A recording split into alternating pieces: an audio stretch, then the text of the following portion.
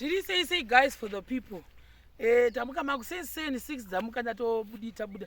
Baba vachitova watofamba neshoka kutofana kutungamira kuenda kwaSabhuku. Ini ndatozomuka ndikatanga kuteera kwavanga vainda kwacho kuti tinonzwa kuti zviri kurongwa sei zvanhasi.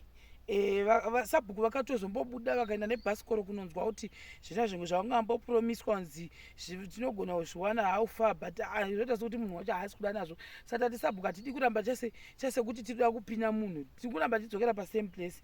Ngatimbozvisiya izvozvo timbonodii because ari kuramba extenda kuti mangwana. Saka takutofunga kuti kuti hadi nazvo. Saka vachitova vakanga vafambawo kusura zuro musi Wednesday. Vakauya kuno kumavillage because right now hatisisiri kumavillage ndiko tachikuti ayo village kumunda murefu kuno kuchi kumunda murefu village 2 kuno kundo kumunda murefu tava kuvillage 2 vachitova hameno kuti vakanzwaona nekuti kuvillage 2 imbonotarisaiwo. Saka tasvika mota iyo yamuri saka pane ndaona kuti handigoni kupinda ipo ndingatozokoshera tasiya mota kona taakufamba kuti tiinde Sabhuku ndati aiwa inini zvokuti ndinotsvaga kwamahwa imimi vachitova zvitina ndoga zvino handidi zvinozonesa mangwana chirega tine nani naSabhuku.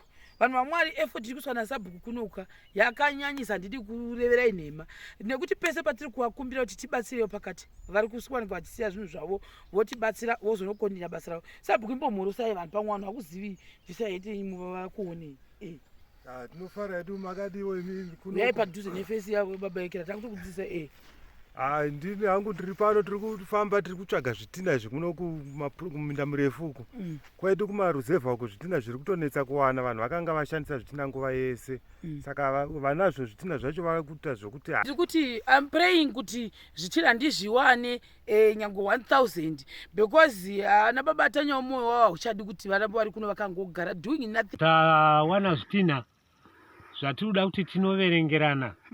Ndiri kutenda nebasa nokunamata kwamunondiitirawo ini ndichinamata kuti musha uyu ugone kukomborerwa ugone kupera. Right.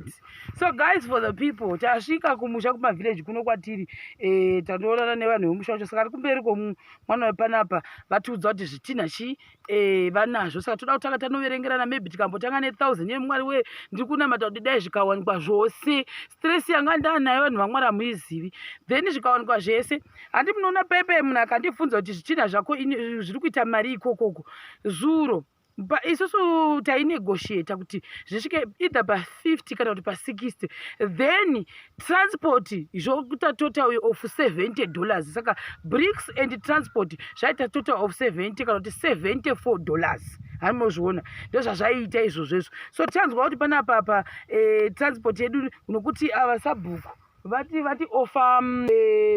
vati offer kuti vatipe inonzi tai nokuti tive panapa vane ngoro. Saka ndo zvatachinegotiata kuti tikaona zvatinoona izvozvo ivo vatitairawo rakaita mayazi nechubhu. Saka vati ndigai ndigokuofai ndikupei. Saka ndo zviripo vedu veSabhuku vari kumiramira ndiri kurevera nhema. It's not easy. Then panapa pamusha vati vane mombe 1 Sabhuku vati ndinewo mombe 1. Saka ndodii todzibatanidza. Sananchi vati mukadzibatanidza mari yacho yetransport yatiri kufanira kuekera vanongosplit hamunozviona vosplita neve pano pamusha. Isusu murume anga achitakura $6 per load. Handizozvi kuti imi mungada kuti munotiita sei. Because vanga vakati $24 per 1000.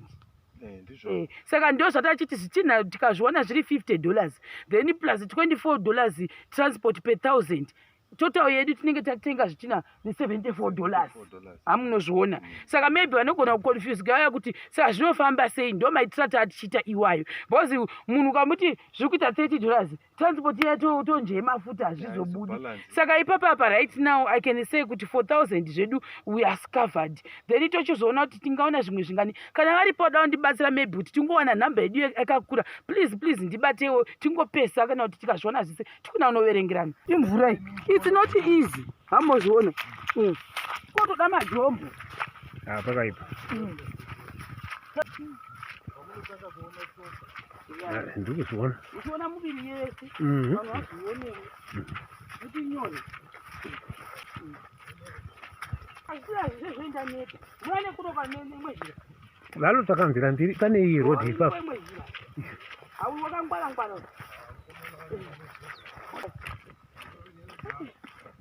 vanhu vaMwari pakaipa ambozviona ende isi good because nzvimbo inenge nemajeka-cheka ka unochekwa meso mozviona zvakaipa ingoenda vanyakura pasi petopetesei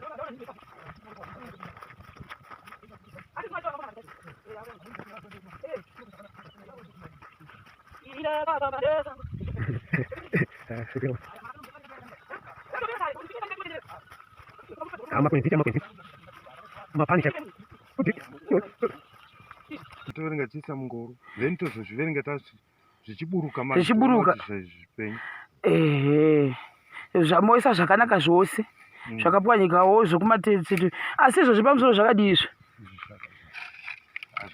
zvakanaka tizi ungotomanikidzirwa muchipinza izvo inde zvinobuda 33 ka alright zvakati nazvo zvachibuda mumatutu but still zvakangonaka hazvo apa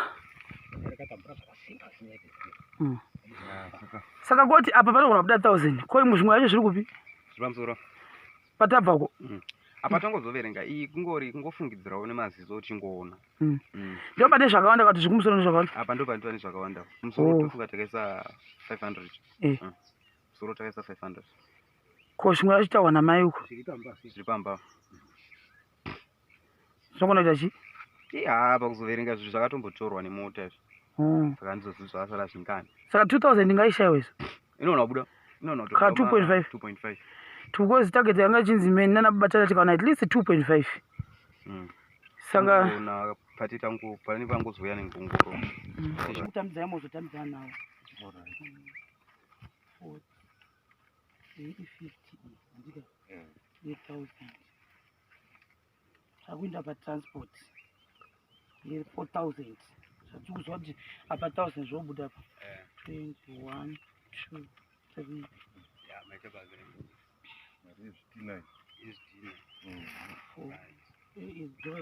vakaripona nokuti ena vabatani vakapuwa dhore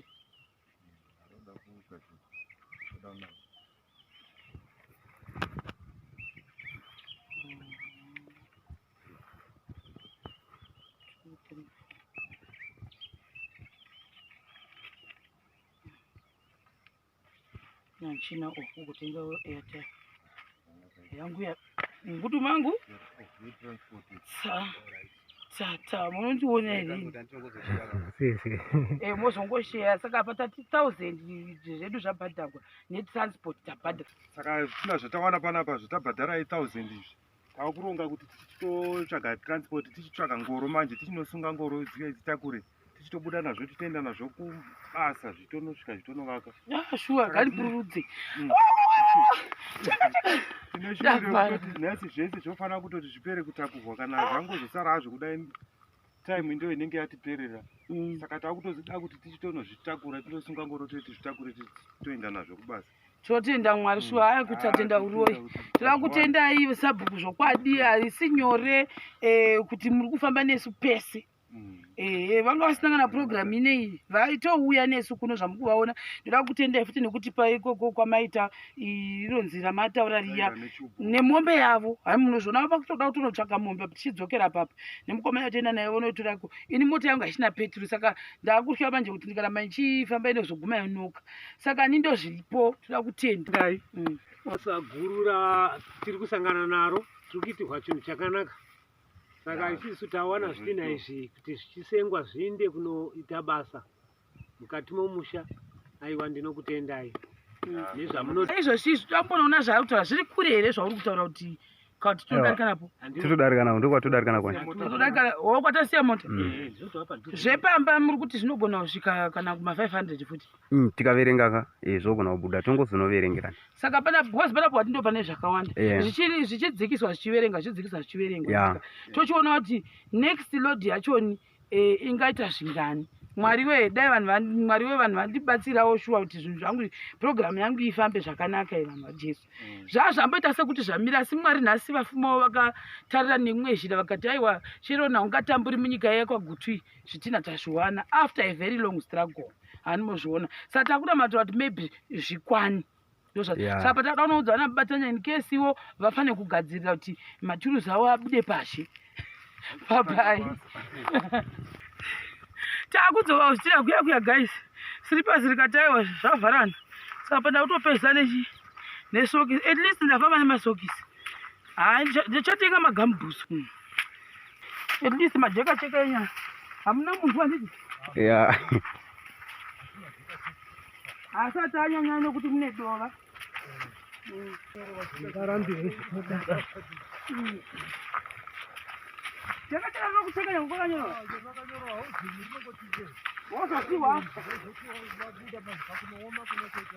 Vakupisa baba.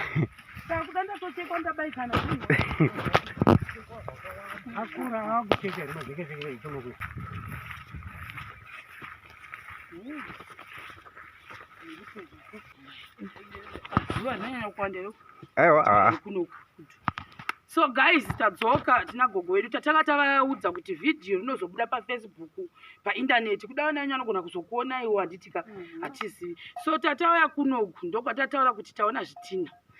Mukomana tikamutambidza mati kuzvitina ndobva yadzoka zvaka tatanga tatamudza sabhuku akabva uyu then iko zvino sabhuku vazoipresenta kuna gogo sekuru havapo.